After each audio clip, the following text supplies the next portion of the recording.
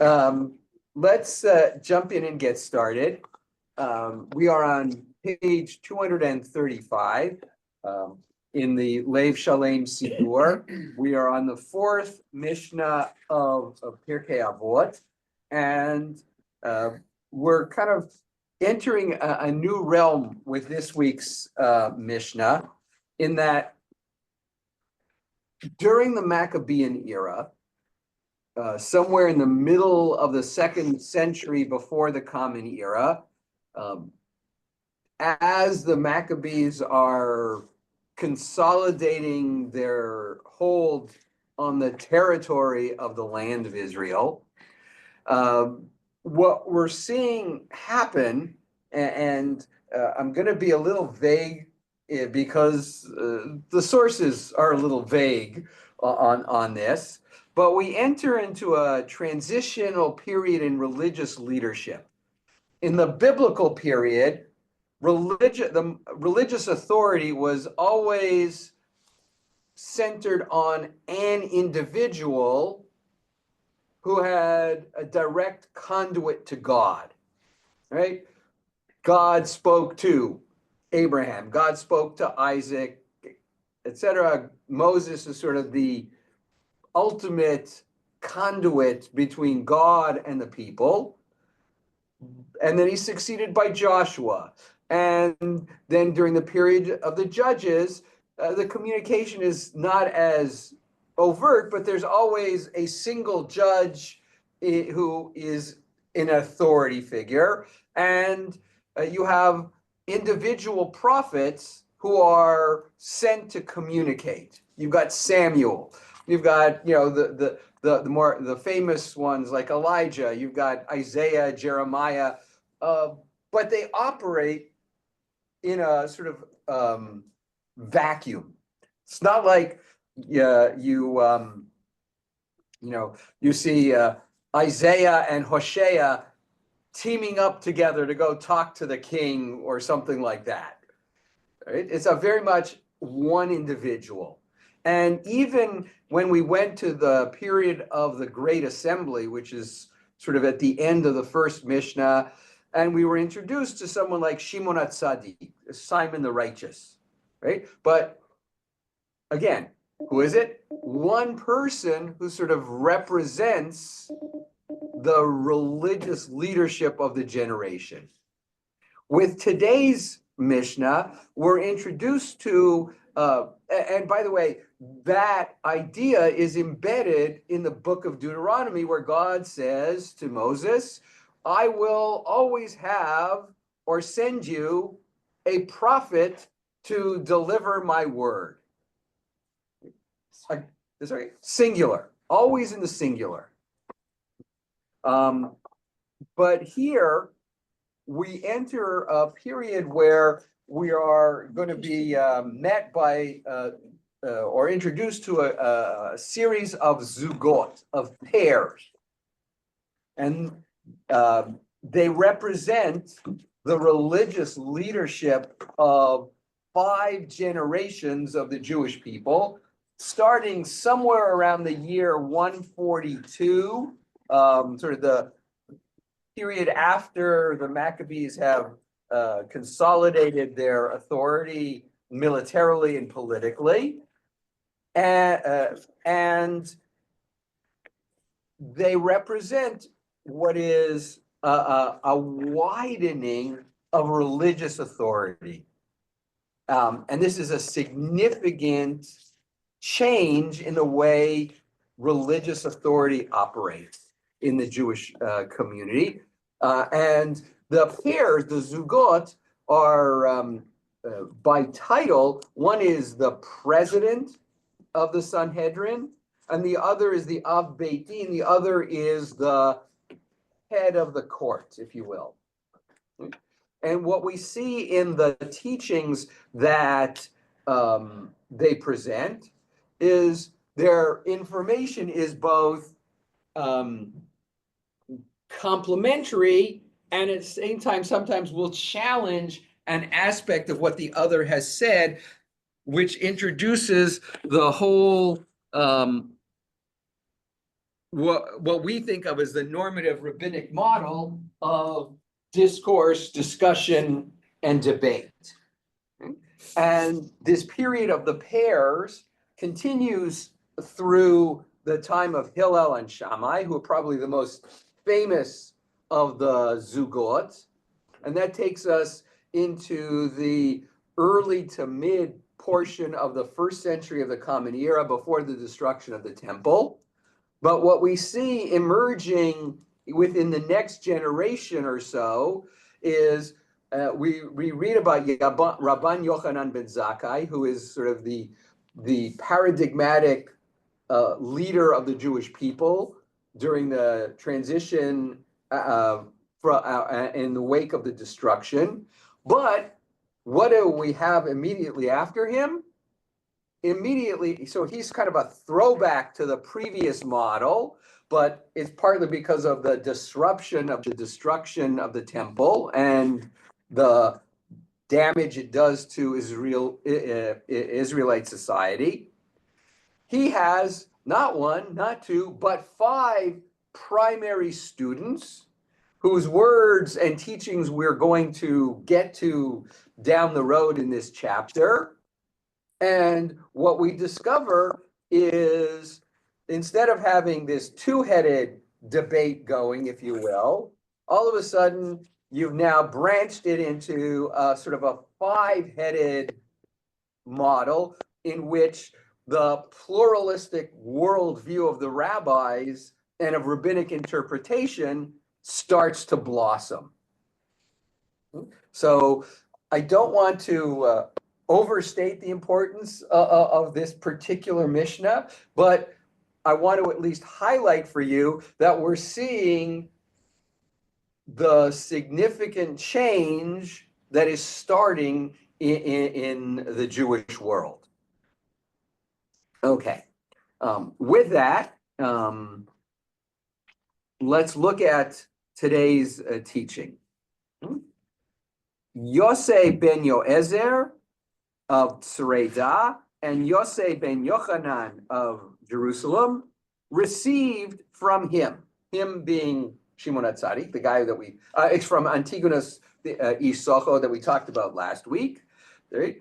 And it doesn't necessarily mean that they learned this specific teaching from him as much as he passed the mantle of authority and leadership to them. And this is what Yossi ben Yoezer had to say. Let your house be a meeting house for sages.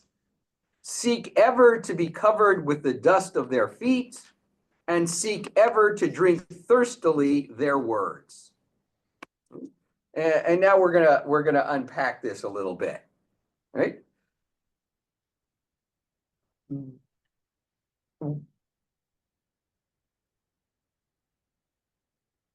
The question of what you do at home is starting to become more significant in rabbinic thought, because previously, how does Judaism work in the ancient world? Everything kind of funnels through the temple. Okay. The rabbis are now sort of creating a parallel track, if you will, one that is much more rooted in personal behavior and personal behaviors of a specific type. Second, and this is, should pardon the expression, completely lost in translation, because it says a house of meeting, which is a reasonable translation of Beit Va'ad. Today in modern Hebrew, a Va'ad is a commission or a committee. Right? It's a meeting group. Right? But the presumption of the author of our little Mishnah here is that you will know that Va'ad is from the same root that refers to the essential meeting place between God and the Jewish people. It's one of the roots that's used to refer to the tabernacle, to the Mishkan that the Israelites created in the wilderness, and is the locus of authority from it, and the place where you encounter God is transferred literally and figuratively by David from the tent of meeting to the temple in Jerusalem. I suppose technically it's really transferred by Solomon, but David is the sort of the one who kicks the project off. And part of that transference is accomplished by the literal transference of the ark and the table of showbread and all the other artifacts that were part of the Mishkan are literally moved into the new temple, and with it, the presence of God. And it becomes the meeting place. One of the realities of, if you think about the tabernacle, especially early on, is it's God's, quote, earthly residence. The presence of God is manifest there. It's the meeting place. It's at the center of the camp. It's at the center of the community. But who gets to go? The priest. It's sort of the purview of the Kohanim, and even to a great degree, the temple remains the purview of the Kohanim, even though people are sometimes ushered in. Right? But it's very much, if you will, by invitation only. Which means that it is inherently limiting or limited. Right? Part of, yes, you. This is probably completely off, but it's in my head. When did it become required is not the right word, but to keep a kosher home? When did that enter the picture? A long, long time ago in a galaxy far, far away. No, the answer is the laws of kashrut evolved during the late Second Temple period. Okay? So, for example, and they're an evolutionary phenomenon. So we already see early on in the Bible the distinction between kosher and non-kosher animals, land animals, fowl, and fish. Right. So that's really, really early. Right. Second to that, you have the requirement that the blood not be consumed. Right.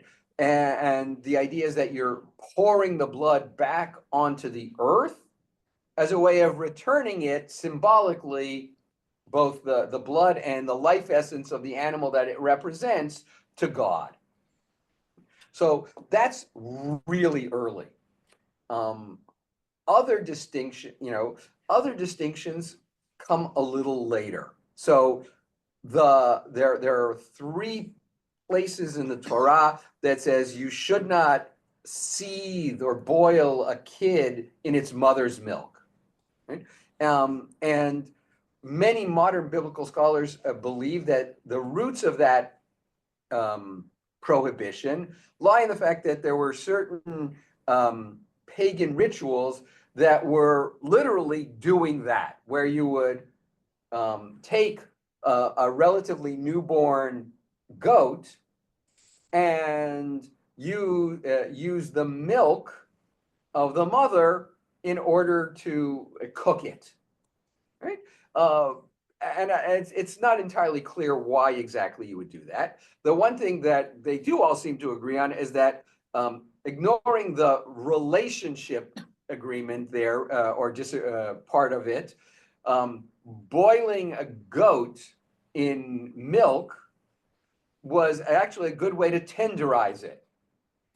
So culinarily, it was a phenomenon. And so we see that that's prohibited. And we know that the rabbis are going to build on that bifurcation to create what we now see as a division of plates and et cetera, et cetera. Exactly when that is finalized is an interesting question to which I'm not sure I have a ready answer. And it may, in fact, be more of a process than a moment when it happens. The reality, in some ways, of kashrut is that one sees a tendency to become increasingly cautious,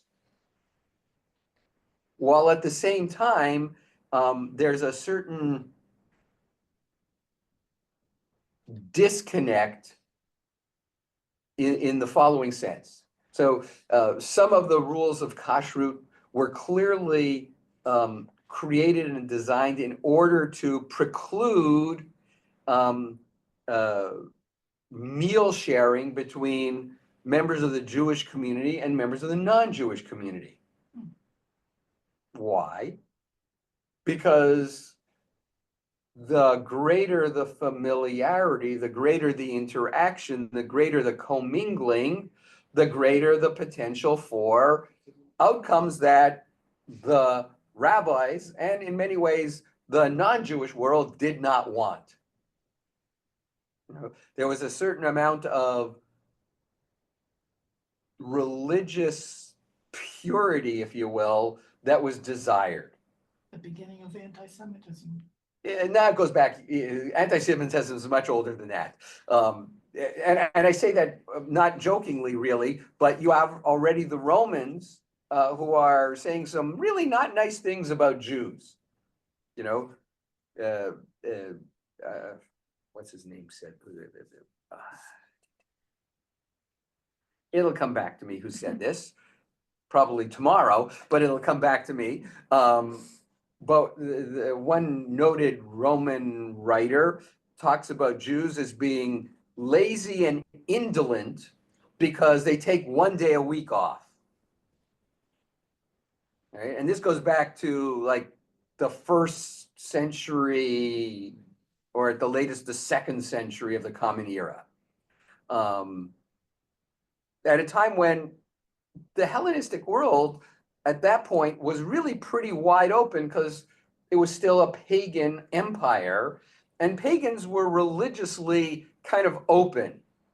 It's like, we have our pantheon, and if my army beats your army, that means that my God beat your God, and we'll now throw your God into the pantheon as a minor deity. But it's okay. We got room for as many as we want. We need more space. We build a bigger pantheon.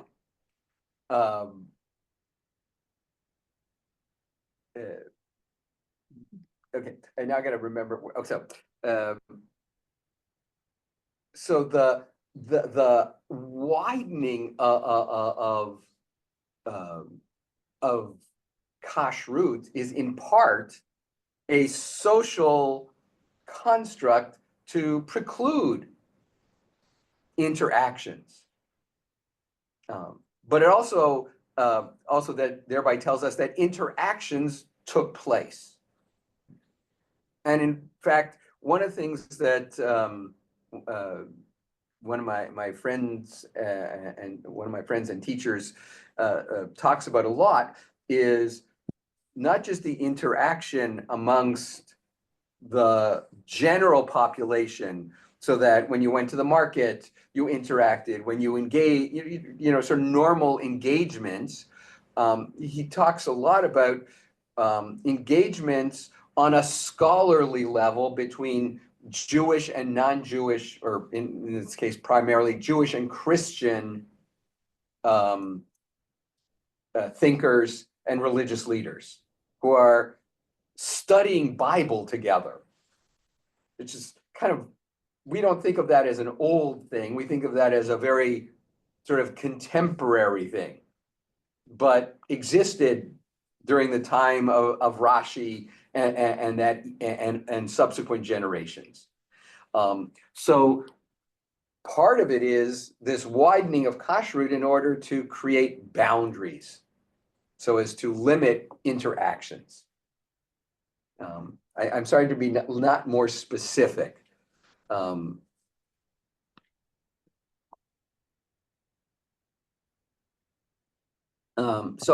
now coming back to, Sorry. that's okay. That's right. So we're now looking at this transition of the place where you encounter God as moving from the tabernacle and / temple, and he's using the same language for the place where you encounter God, but he's using it now to shift the locale of that encounter with God from the temple to the home,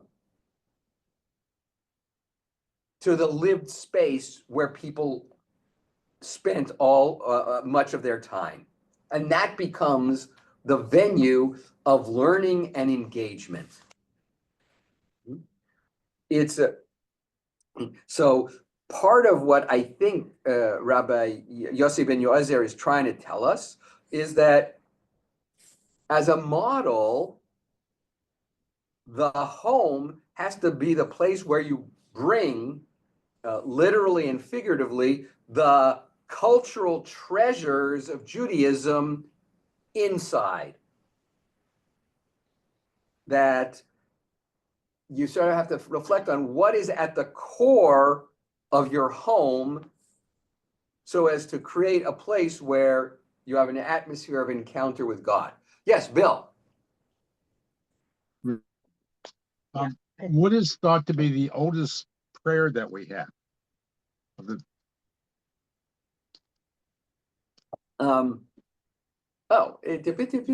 oldest prayer?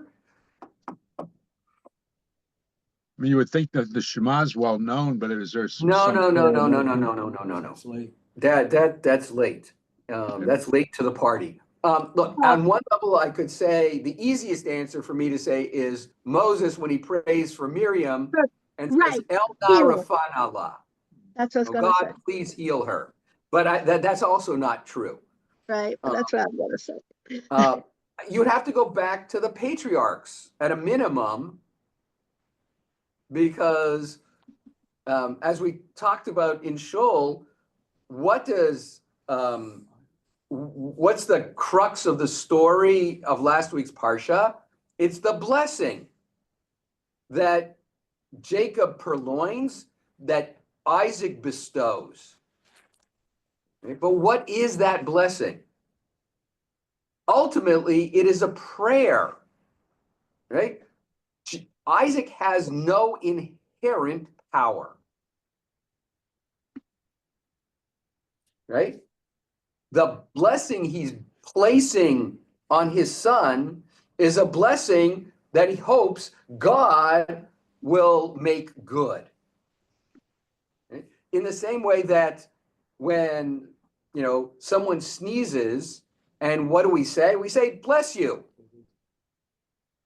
All right. Or Gesundheit works just as well. What does Gesundheit mean? Your health. God bless you. Health. It doesn't mean God bless you, but it means Health. you should be healthy, Yeah. right? That's on one level, it's a form of prayer, because I have no ability to really control whether you're healthy or not. It's an invocation of God that you should be blessed, that you should be healthy. So, and in whatever language, even if we don't use specific blessing language, it's rooted in that bequest that God do something that I can't. So you've already got that with Isaac blessing Jacob. I'd have to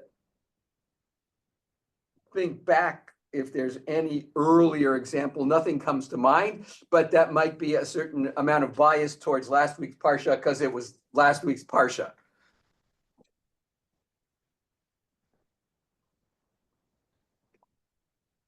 Okay, so part of what we're seeing here is this transference of the locus of learning from this central place, and it's not even to the house of study, where you might say, okay, everybody should go to cheder, or whatever the functional equivalent in the rabbinic world is. And understand that the rabbis had no qualms about advocating on behalf of houses of study, to the point of the, I'll say, the ludicrous, because they have Isaac, after the story of the binding of Isaac, going off to study in the house of study of Shem and Ever. Don't ask who they are, it doesn't matter. But the idea that there was a yeshiva that Isaac could go to when there are no other Jews in the world is so palpably ridiculous that you have to understand that what they're really saying is this is where you send your children, right? You want your children to be successful in the world as Jews, send them to a local house of study that they should get learned up right. Right? So they have no qualms about it, but here Yosei ben Yoezer is taking it even a step farther. I'm not outsourcing it to some academic institution. No, it's lived Judaism in your house, right? Where, and I think the idea, for me at least, is the cultural treasures are both literally the sages. So the idea that you bring these people into your home so that they are part of the fabric of your house makes a difference to the atmosphere of your house. And with, if not them, then at least that which they articulate, the teachings of Torah and the values of Judaism. The other piece of it is, and I think this is partly where we have to look at the context, right? When did we place our good friend Yossi ben Yoezer and Yosei ben Yochanan? When did we place them historically? Maccabees, up to time of the Maccabees. At the time of the Maccabees, yes, middle of the 2nd century before the Common Era. Sorry. Now, what's going on in the Jewish world at that time, before, during, and after the year 140? Assimilation. Or the challenge of it? Absolutely. Remember, who's at war in the story of the Maccabees? Not the simple version that we tell our kids, the real version. Priest and the priest and those who had sort of gone over to Grecian. Right? It's a much more complex story, which is ultimately a civil war. Right? You have a bifurcation in the Jewish world on the question of assimilation, and when does assimilation go too far? Right? Remember, the Maccabees are themselves Hellenized to a fair degree. After all, you remember our good friend from the story of Hanukkah, Judah? Yes. Sure. Judah. All right, what was his dad's name? Was that Matisyahu? Matityahu, okay. He's Matityahu in Hebrew, all right?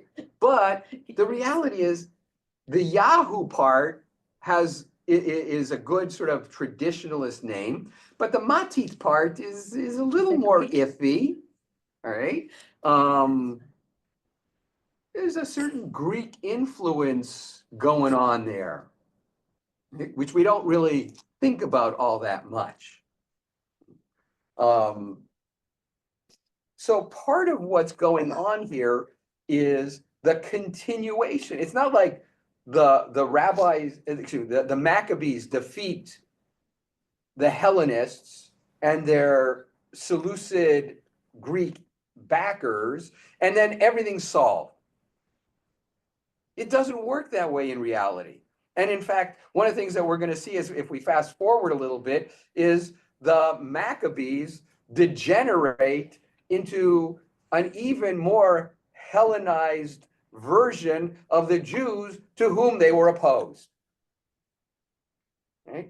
Within a couple of generations of Judah and his brothers, you have Jason and Aristobulus and a whole bunch of other guys who got names that sound not at all Jewish, because they're not at all Jewish. So part of what's going on here is a fight for an intellectual pathway and model. Right? There's the rabbis recognized there was a real gulf between Greek models of learning and Jewish models of learning. Right? What's the Greek ideal of learning? Philosophy. The scholar is a philosopher, right? It's an intellectual endeavor that is about the acquisition of knowledge and the creation of these elegant philosophical constructs. So yes, so Plato's ideal philosopher king. So Greek scholarship is based on this purity of knowledge, the determination of ideal forms, and a definition of abstract systems of thought. It is in many ways designed to be a somewhat remote and objective intellectual endeavor. And the danger is that if you're too personal about it, then you've lost your intellectual objectivity, and that's a bad thing, right? Jewish learning, I think the two Yosses would argue, is focused not so much on form, but on meaning and purpose. Torah's focus is on not only realizing ideas, but internalizing ideas that will change the very nature of who you are and how you act. Right? It's not about concepts in the abstract. It's about the implications and the consequences of trying to live those ideas. When I was a student over at Barnard College, there was a professor of religion named Theodore Gaster. Theodore Gaster was the grandson of Moses Gaster, who had been the chief rabbi of England back in the early part of the 20th century. And one of the things Professor Gaster, alav shalom, always used to criticize the seminary about was the model of learning. And he would, I'm going to try to quote him as well as I can. The Jewish Theological Seminary does not teach Judaism, it teaches Judaology. All right. Now, what was he saying? Right? What's the difference between Judaism and Judaology? Barbara. Judaology would be the study of. Yes. That was the heart and core of his critique, that the seminary was studying about Judaism as opposed to studying living it. Judaism as a lived thing. And the retort from the seminary would be, well, yeah, but that's what we're here for. We were created to be an ology, not an ism. You want to study how to be a good Jewish little boy? Gesundheit, but that's not what these classes are here for. That's not what this educational model is set to do. You remember, the seminary was created as a child of what started as the German Wissenschaft des Judentum, the science of scientific study of Judaism. Do we know who that is? It's Mark. You can tell by the little O. You don't recognize the O? Sorry. You say so. Right. So how you teach is an important part of the experience. It's part of the reason why there are people who came to study at the seminary who had horrible theological crises, because all of a sudden you were being taught in an intellectual context about things that were sacrosanct to you. So imagine, if you will, you've grown up in a nice safe day school environment where you learned that, God gave the Torah to Moses, and everything was given by God to Moses at the moment of encounter at Sinai, and that's it.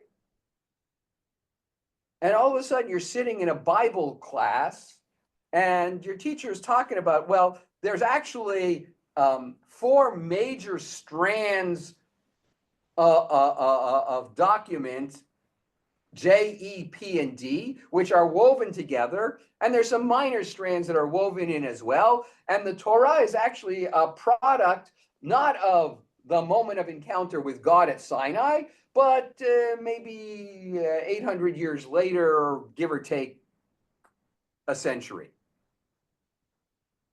What are you talking about? And what does that do to the basis of my belief system? I've just kicked the legs out of your from under your right? Now, the day school kind of taught Judaism as a lived thing, or most of them do, not all of them. It really does depend, because I remember as I'm learning this, and when I'm meeting with some of my advisors as an undergrad, and I realized part of what my high school did, though they never talked about it, was they had this sort of dichotomy of, we teach Judaism, but we also teach some Judaology. We just don't always talk about them as dichotomous things. So you could go from one class where you're studying prayer or Bible, and then even more so, you're studying Chumash with Rashi and all the traditional commentators, and then you go into the next class and you're studying biblical archaeology. And it was never, well, this is antithetical to that. It was sort of just kind of coexisted very comfortably side by side. So when I got to JTS, it's like, yeah, heard that before. Oh, I just didn't appreciate how radical it was when I heard it before, because I heard it in a very safe setting, if you will. Right? So part of the difference is how I learn. Judaology does not require personal transformation. The goal of Jewish learning in that context is to learn about the thing. The goal of Jewish learning within Judaism is for that learning to be internalized and transformative and lead to action outcome behaviors. Practicing. It's practicing. It's like, okay, so in a couple months, we'll do the worldwide wrap, and I don't know exactly what the program will be, but I've done enough worldwide wrap programs where I've been asked to teach sort of the history of tefillin, and I'll do the history of tefillin, all right, it's all about tefillin. Right? And I can show you some of the pictures of the ones that were found in the Qumran caves and how tiny some of them were. And I can show you how they're made and what's inside of them and blah, blah, blah, blah, blah, blah, blah, blah, blah. And I can do that as a purely academic activity. And it can be, whether I do it or someone else does it, it can be fascinating as a historical, archaeological, sociological, otherological phenomenon.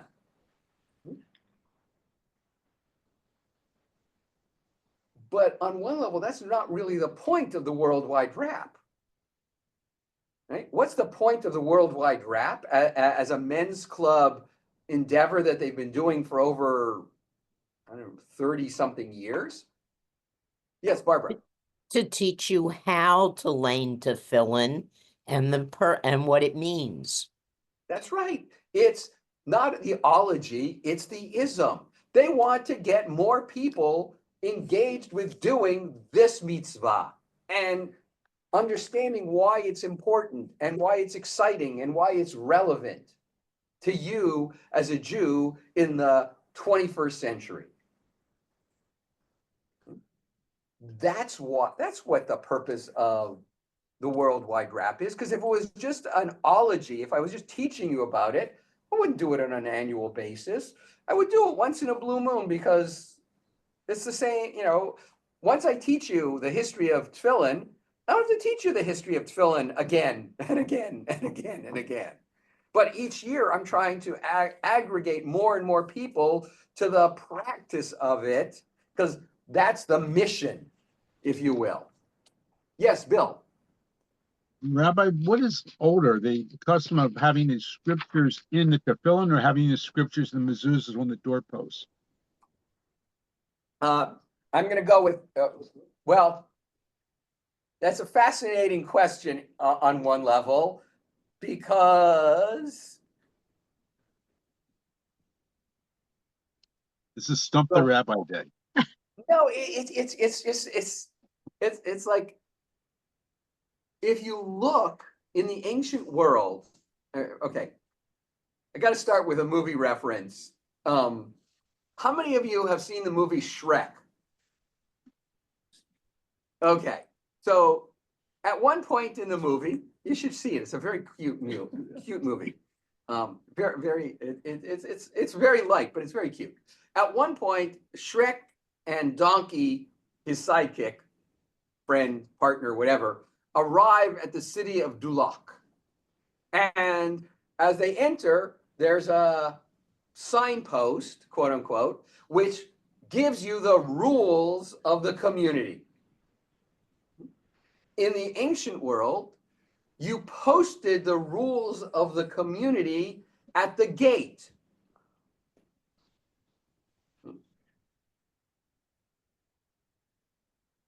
As a way of sort of cluing in people to what you do. Well, on one level, the posting of sacred scripture, the rules on the gate, is the ultimate antecedent of the mezuzah. So in that sense, it's the antecedent of mezuzah in that model is older than tefillin. But the challenge for us is nobody can really determine exactly when tefillin started to look at the way they do and be worn the way they are, nor can anyone really pinpoint exactly when a mezuzah containing a piece of parchment was first affixed to a door, because it was previously just the text that was attached to the door.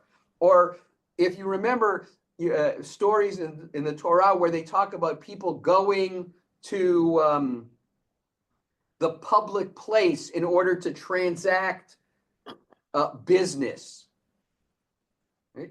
It's the place where the city council or the court would meet, and it was very often at the gate, so that people who are coming from the countryside could come to it, and that was City Hall, for lack of a better term. Right? Think about the stories that we read about some of our ancestors. Where do they go? They go to the well. Right? Well, the well was adjacent to the gate and town hall. So it was all, it's sort of, you got to sort of picture this town square almost, but not in such a neat layout, because the well was, in most cases, was or in many cases was outside of the town, but adjacent to it.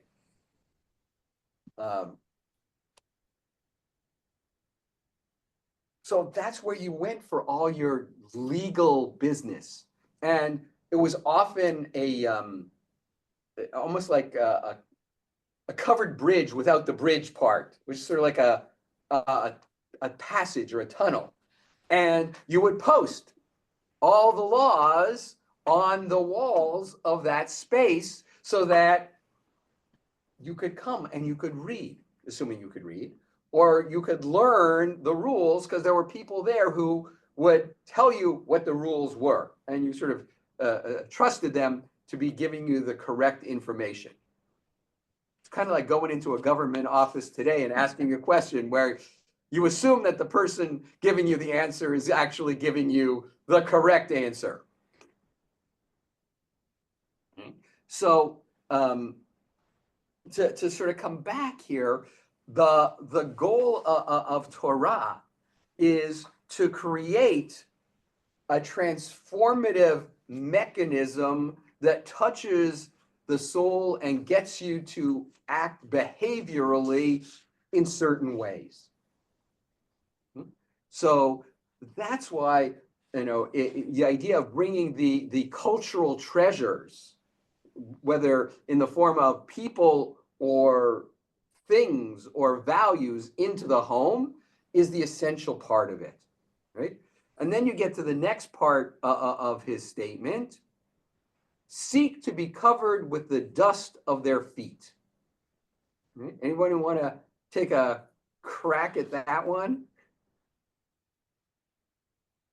Seek ever to be covered with the dust of their feet. I guess they wore sandals a lot in those days. I don't know, or Yeah, you either wore sandals or you went barefoot. barefoot. Okay, but you have to sort of think very visually about this one. All right, where would I find the dust of someone else's feet? On their feet. On their feet, also. On the floor where they've walked. Yes. Okay, the dust of their feet. Give me The skin of their feet. picture Outside the building?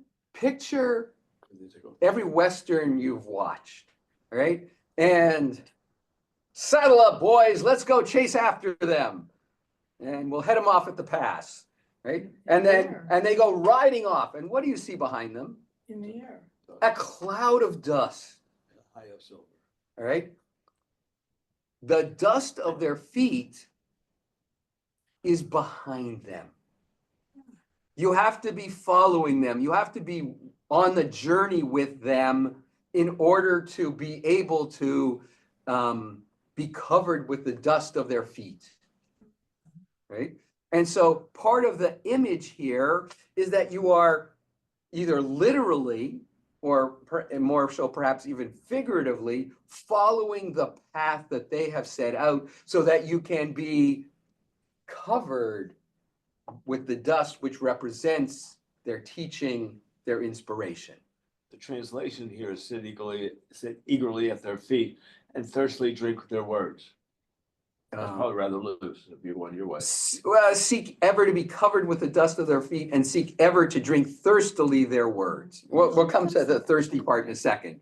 Right? But I think that there's an image here that I think that is trying to be created, right? And remember, what do we call Jewish law in Hebrew? What's the term?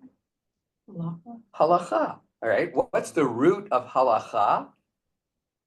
Path that we- Halacha is from the root halach, meaning to walk. It's the pathway, right? Halacha is the path of Jewish life, right? So when they're using an image that involves that kind of moving, it's not random, I don't think. And yes, it's very possible that someone could say, Elligberg, you're reading into this. And it's possible that I'm reading into it, but otherwise, I have to figure out how does the dust of their feet, right? On one level, sit at their feet is an old model because that's the way things work. The teacher would sit usually on a stump or something, and the students would sit literally at their feet as learners. Right? So that translation works as well, but the Hebrew mit abek ba'afar raglehem, there's no verb in there that says sit. Mit abek, a meaning of avak means dust. Whether that's the primary intent here is a little unclear, but to me, that's not a random or accidental word. Right? And that brings us to the last part, to drink thirstily their words.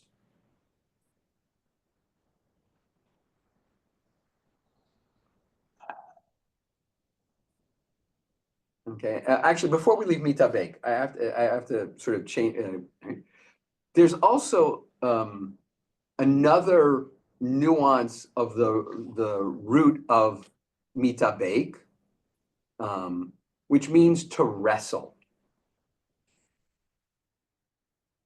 We're gonna encounter. I'm trying to remember. I meant to look it up to see exactly what verb they use in this week's Torah portion. That's what came up on Google Translate. The Jacob wrestling. Wrestler. Yeah. No, the mitabek. I put mitabek in just out of Oh, curiosity. as a wrestler in modern yes. Hebrew, right? But I seem to remember that this is the verb that's used to describe Jacob's encounter with this mysterious entity. He's wrestling, right? So perhaps have they mitabek ba'afar raglehem, wrestle with what they leave behind, right? Wrestle with their teachings, with their intellectual activity. Don't just take it in. Don't just drink it up. You have to struggle with it. Because when you struggle with something, when you really engage with it, only then are you an active participant in the process. And go ahead. Because there's an incongruence with what you think and what you are now learning. And therefore, that's where you begin to have this wrestling match. Okay, yes. Sometimes some of the stuff that we're gonna encounter in Pirkei Avot is gonna go, we're gonna go like, oh, hell no. Like the next one. Yes, next week's is very much in the category of, oh, this is gonna really irk some people. And it should. And there's plenty of stories in the Bible that are challenging for us. And they should be, and we have to struggle with them. Bill. Rabbi, I Yes, was sir. thinking that we're talking about the dust on your feet. How about if the concept of dust to dust, and we're picking up the dust of the generations and the knowledge that had come before us, and then we're going forward with their knowledge and learning. I like that. I like that very much. Thank you, Rabbi. And I think it is very much in keeping with Yosef ben Yoezer's teaching here.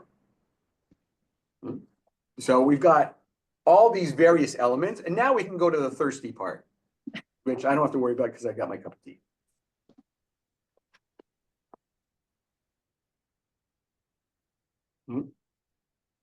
What image, what metaphor are they trying to capture for us?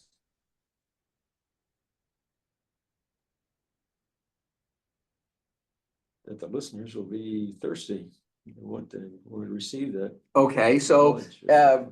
picture the end of Yom Kippur. Okay? You haven't had any food or drink for 25 plus hours. How do you feel? Right. Thirsty, hungry. Yeah, I mean, I want my cup of tea. And it's like, there's a real sense of, right? Imagine now you've been running or something else, you wake up in the morning and you're thirsty, right? That sense of, I need this. In fact, I'm desperate for it almost. Okay? Water is a life essential. Okay? And unlike food, which you can forego for a longer period of time than water, you may not be happy about it, but you can do it. All right. This is life essential. Okay? So that's the eagerness that they're trying to suggest.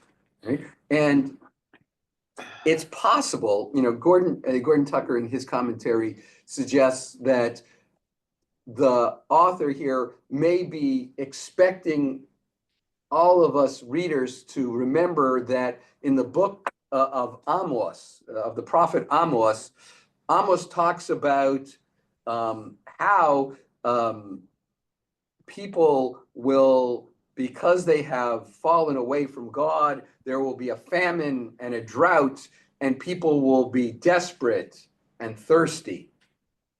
And he suggests that Yosef ben Yoezer is trying to tap into that image, but not in the literal sense, but the experiential sense of, that's how parched you have to feel. That's how hungry you have to feel. That's how desirous you have to feel. That it's life essential.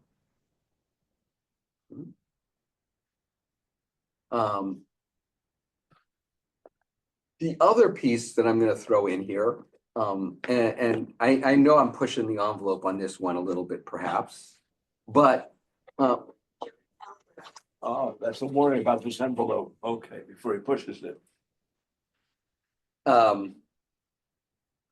the whatchamacallit, The envelope that you're gonna push. the envelope I was going to push. All right. Water is a relatively ubiquitous thing. Even in the ancient land of Israel, which, was, right? But water was fairly abundant, which meant that it was accessible. Okay?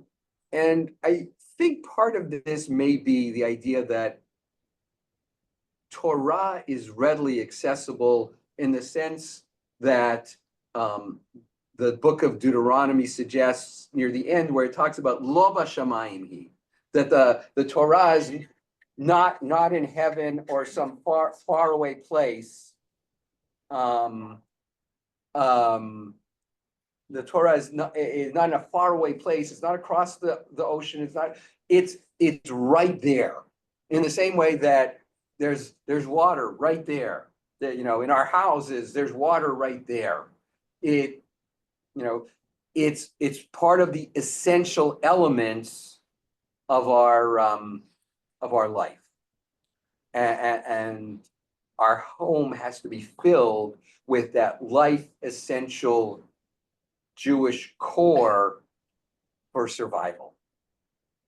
Excuse me.